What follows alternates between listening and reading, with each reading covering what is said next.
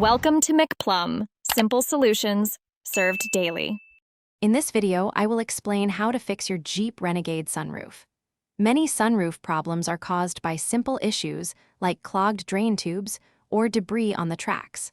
We'll walk through the most common causes and the straightforward steps you can take to get your sunroof working smoothly again. This guide focuses on the most effective solution for typical malfunctions, helping you avoid costly repairs. First, let's diagnose the problem. Try operating the sunroof switch and listen for any motor sounds. If you hear nothing, check your fuses. Next, visually inspect the tracks for any leaves, dirt, or other obstructions. You can also carefully pour a small amount of water into the drain channels at the front corners of the sunroof opening to see if it drains properly. This helps identify blockages. The most common fix involves clearing the drain tubes and tracks. Use compressed air to gently blow out any blockages in the drain tubes, which are usually located near the front pillars. Then, meticulously clean any debris from the sunroof tracks.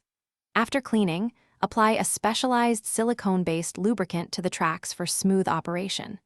If electrical issues persist, a motor reset procedure might be necessary. To prevent future sunroof problems, regular maintenance is key. Make it a habit to clean your sunroof's drain tubes at least every 6 months, especially before rainy seasons. Always inspect the tracks for any debris when you wash your vehicle.